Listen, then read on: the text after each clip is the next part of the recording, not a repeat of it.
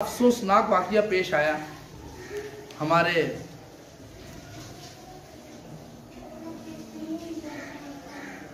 सामने कि गुज़िश्ता दिनों मदीने शरीफ के अंदर ये सऊदी दलालों ने सिख, ईसाई, यहूदी, मुशरिक इनको वहाँ पर बुलाया और नऊज़ुबिल्लाह मिन ज़ालिक इस्लाम की पहली मस्जिद कूबा का भी दौरा करवाया, मस्जिद नबवी का भी दौरा करवाया और फिर ये जो जगह की तस्वीरें लोगों ने देखी होगी सोशल मीडिया पर, ये दरवाज़ा नंबर जो 21 है ना, ये उसके पीछे की तस्वीर है, उसके ही आगे ओहद का मज़ार आता है, इसी रास्ते से आता है, टॉप 10 कहते हैं इसको। यहाँ पर इन्होंने बुलाया। अब अंदाज़ा करें, सितम ज़रीफ़ी देखें इनकी और इनकी बदमाशी देखें, इनकी हमाकत देखें कि मुसलमानों को वहाँ पर पाबंद करते हैं और कुफ़ार को वहाँ खुला छोड़ देते हैं। हालांकि हुज़ूर अकरम सल्लल्लाहु अलैहि वसल्लम ने हरम पाक में भी और मदीना शरीफ में भी दोनों जगह कुफ़ार का दाखिला ममनू करार दिया। आप जब जद्दा एयरपोर्ट से आएंगे ना, तो रास्ते में एक सड़क आएगी, इस पर लिखा हुआ होगा लिल मुस्लिमीन फ़क़त। ये रास्ता सिर्फ मुसलमानों के लिए, बाकायदा कदीमी बोर्ड लगा हुआ है।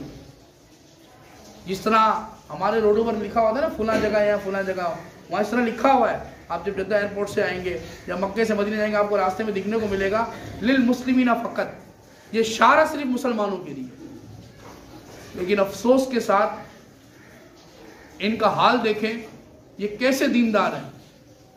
अब तो लोगों को समझ आ गया होगा कि हमारे उलमा उनके पीछे नमाज क्यों नहीं पढ़ते। अब तो समझ आ गई होगी सबको बातें खुलकर। हमारे उलमा ने उस वक्त बोला तो लोग चीखना शुरू हो गए। जो आजकल उम्रा करने जाते हैं वो भी वहां की बोली बोलना शुरू हो गए। जो हज करने जाते हैं वो समझते मैं पक्का मुसलमान होकर आ गया, वहां से दीन सीख कर आ गया हूं, और फिर उनके तौर तरीकों को अपना लेता है। अब आप अंदाजा करें कि वहां इस तरह की हरकतें हो रही है। हम ये अपनी मस्जिद में किसी काफिर को आने नहीं देते, ये तो आम सी मस्जिद है अल्लाह का घर, लेकिन उसके मुकाबले में ये आम सी मस्जिद है। और वो मस्जिद हुजूर ने फरमाया मैं इसको भी हरम बनाता हूं। वो जब 70,000 फरिश्ते सुबह उतरते और 70,000 फरिश्ते शाम उतरते उस जमीन पर, यानी कि ये जो सऊदी अरब के जितने भी दलाल है, ये साबित हो गया कि इनका इस्लाम से कोई वास्ता नहीं है। ये खबीसुन नफ्स लोग हैं, ये खबीस लोग हैं कि जिन्होंने इस्लाम को पढ़ा भी नहीं है, इस्लाम की तालीमात से भी आगा नहीं है। रियाजुल जन्ना में नमाज पढ़ने के लिए टाइम लो इनसे, और वो एप्लीकेशन पर साल में बंदा एक ही बार नमाज पढ़ सकता है। अगर अल्लाह ताला जिसको हर महीने बुलाए, लेकिन वो हर बार नहीं पढ़ सकता, साल में एक ही बार पढ़ेगा। हतीम में नवाबी पढ़ने तो उसका टाइम लो।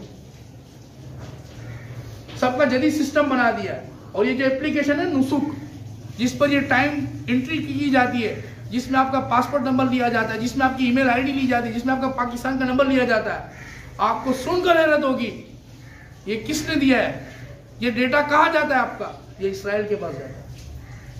अब अंदाजा करें, कमाते हमारे पैसों से। सिर्फ 2023 में आपको पता है उम्रा करने वालों की तादाद कितनी थी? 1,35,50,000 थी। 57 खरब रुपए से ऊपर सिर्फ वीजे की मद में पैसे जमा हुए सऊदी अरब में। 57 खरब से ऊपर, क्योंकि उनका वीजा है 570 रियाल का फिक्स है। चाहे एक दिन का बच्चा हो चाहे बड़ा हो, पूरी दुनिया में कहीं भी 570 रियाल का वीजा है। हम पाकिस्तानी पैसों के हिसाब से लगाए 57 खरब रुपए के सिर्फ वीजे की मद में आए उनके पास। होटलों पर जो टैक्स मिलता है वो अलग है, वहां लोग चीजें खरीदते हैं उस पर टैक्स मिलता है वो अलग है। इतनी फिर वो एयरलाइन जो इनकी अपनी, उस पर जो बचता है वो मुनाफा अलग है। सिर्फ इनकी आमदनी का जरिया देखें, सिर्फ ये मक्का मदीना, और मुसलमानों के साथ ही जुल्म कर रही है और मुसलमानों को ही वहां परेशान करते हैं। कभी सूरज जाल के सामने ऐसे खड़ा कर देगा, कभी वो ऐसे मारेगा, ठक करके मारेगा, कभी वहां दीवार लगा देगा, कभी क्या करेगा, कभी रियाजुल जन्ना में जाने में मसला कर देगा। रियाजुल जन्ना में जाएंगे तो अस्हाब सुफा की चबूतरा है, वहां पर रस्सी बांध देंगे, यहां नहीं जा सकता कोई। कभी हरम शरीफ के अंदर जो मरवा का पहाड़ है, पहले वहां जाकर हम बैठते थे, दुआएं करते थे, लेकिन इस साल वहां भी रस्सी बांध दी, वहां कोई जा नहीं सकता, शुरता खड़ा कर दिया वहां पर। जो मानने वाले हैं, जो हकदार हैं उनके, जो अदब करना जानते हैं मकाम का, उन पर पाबंदी है। और जिनके दीन के अंदर इसकी कोई अहमियत नहीं है, उनको लाकर वहां विजिट करवाया जाए। इससे बड़ा क्या आपको सबूत दें हम इनके मुशरिकाना याराना होने का। इनको हम मुशरिक नजर आते हैं, वहां कोई अंगूठे चूम ले वो मुशरिक नजर आता है, जालियां चूम ले वो मुशरिक नजर आता है। ये मुशरिकों को लेकर आए, ये कौन है फिर? ये तुम्हारी फूफी के बेटे, ये तुम्हारी चची के बेटे, ये तुम्हारे ससुराली रिश्तेदार है, ये कौन है फिर? ये अरब जमीन तो वो थी कि मेरे करीम आका ने जब कदम रखा और कदम रखने के साथ इस जमीन को शिर्क से पाक कर दिया। मेरे करीम आका ने ये किया, लेकिन तुमने ये आकर क्या किया? तुमने फिर मुशरिकों को आबाद करना शुरू कर दिया। रियाज के अंदर 1600 सिनेमा के जो ठेके तुमने इसराइल को दिए। अल आदिल अल कलबानी जो काबे का इमाम था, उसने जुए के अड्डे का इफ्तिताह किया रियाज में। अब फिल्में बनना शुरू हो गई, जो हुजूर के निशान मुबारक है उसको मिटा के जा रहे हो, और सलमान खान वहां पर गया तो उसके हाथ के निशान बतौर तबरुक ले रहे हो। फिर भी कहते हैं कि सुन्नी मां उनके पीछे नमाज क्यों नहीं पढ़ते? अब बचा किया तो तुम्हारे पास बोलने के लिए, अब है किसी के पास कोई उज़र तो बताए कि हम नमाज क्यों नहीं पढ़ते? अब आपका इतना कुछ होने के बाद क्या आप भी आपका दिल मानता है? जब मैं हरम शरीफ में बैठा था, जब सुदेश ने खुद ये कहा फितना तो भी गजा, अरे मैं ये क्या बोला, गजा में फितना है, मैं तो सोच में पड़ गया, ये कैसे हो सकता है? यानी कि इस जंग को भी इसने फितना करार दे दिया। जो फलस्तीन की हिमायत में अरबी सहाफी वहां पर उम्रे पर गए, मिस्र के, यमन के, दूसरी जगह के, इन्होंने वहां पर गिरफ्तार कर इसराइल के हवाले किया। अब अंदाजा करें इनकी इसराइल से इतनी यारी क्यों है? यही बातें हम समझाने के लिए आए हैं। इकबाल ने बहुत पहले नक्शा खींच के रख दिया था उसका। इकबाल ने कहा, ये जाहिराने हरीम मगरिब, ये जाहिराने हरीम मगरिब, हजारों बने रहबर हमारे, हमें इनसे क्या वास्ता जो हुजूर तुझसे ना आशना रहे, हमें इनसे क्या वास्ता जो हुजूर तुझसे ना आशना रहे। तो अब अंदाजा तो करें कितने अफसोस की बात है। गजब के ये खुद मुर्शिदान बीन, खुदा तेरी कौम को बचा रहे, बिगाड़ कर तेरे मुसलमानों को अपनी इज्जत बना रहे। यही है ना, मुसलमानों के तफर्रुका कहां से डाला? वहाबियों को किसने इजाद किया? किसने इजाद किया? ये सारे ये लुटेरे थे सऊदी अरब के। आले सऊद कौन है? जिन्होंने तुर्कियों से छीना, वो कौन लोग थे? आज आप देख रहे हैं, दिल खून के आंसू होता है कि वहां पर हाल इतना अबतर कर दिया उन्होंने। फौजियों को देखो तो तमीज नहीं है, रोज़े रसूल के पास खड़े हुए ऐसे हाथ मार दो फ्लोर पर, इतना चिल्ला कर बोलते हैं ये वो बारगाह है कि फरमाया कि यहाँ अगर जरा आवाज ऊंची भी हो जाए ना तो अमल बर्बाद हो जाता है। इतनी हसास बात। यहाँ तो सूफिया फरमाते सांस भी मतलब बड़ा मुश्किल से ले कि सांस की भी आवाज ना है, ये वो बारगाह होगी। लेकिन अफसोस सऊदी अरब ने दीन का नक्शा बिगाड़ कर रख दिया।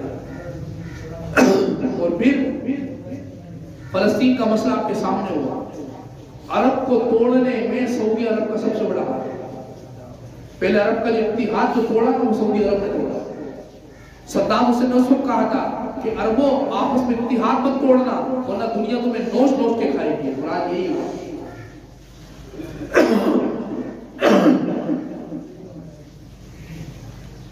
कुवैत और इराक की जंग हुई, पीछे सऊदिया मुल्क। यमन की और सऊदिया की जंग हुई, कौन मुल्क? सऊदिया। फलस्तीन की और इस्राइल की जंग हुई, कौन मुल्क? सऊदी। कहीं भी चले जाए, लीबिया में मोहम्मद कज़ामी को शहीद किया गया, पीछे कौन? सऊदी। हर जगह हर दहशतगर्दी। जब तक अंग्रेजों में यहूदी नहीं थे तब तक अंग्रेजों में दहशतगर्दी नहीं थी, और जब तक मुसलमानों में ये वाबी नहीं थे तब तक मुसलमानों में दहशतगर्दी नहीं थी। दहशतगर्दी आई ही नहीं, ये बात वाबियों के आने के बाद ही आई हमारे दहशतगर्दी। तो इसलिए ये बिल्कुल खुलकर सामने आ चुके हैं। अब कोई कहे ना हमें कि हरम में पाक में जो होता है वो करेंगे, तो करो, अपने घर में लाओ मुश्रिकों को। हमें ताना दे देते ना कि जो हरम में पाक होता है ठीक तो वही है, अब ले आओ किसी सिख को, ले आओ अपने घर में खाने पे, ले आओ किसी ईसाई को घर में खाने के लिए। अफसोस के साथ बता रहा हूं कि ईसाई और यहूदियों को हुजूर के रोजे तक आ जाते हैं। मैं और उस्ताद साहब मस्जिद नबी के तरफ बैठे थे गुंबद खजरा के सामने। जब मैं बाहर काम से निकला, 3 अंग्रेज खातून खड़ी है और उनके अपने लिबास के अंदर खड़ी है। अंग्रेजों का लिबास कैसा है वो आपको भी पता। मदीने शरीफ की बात कर रहा हूं, अंदाजा करें। तो बिल्कुल इनसे बदला सऊदियों से कौन ले सकता है? इस्लाम ले सकता है। इस्लाम लेगा बदला इनसे। और इस्लाम कब आएगा? इस्लाम इनकलाब से आएगा। और अभी इनकलाब भी आने को है, 2024 आपके सामने है।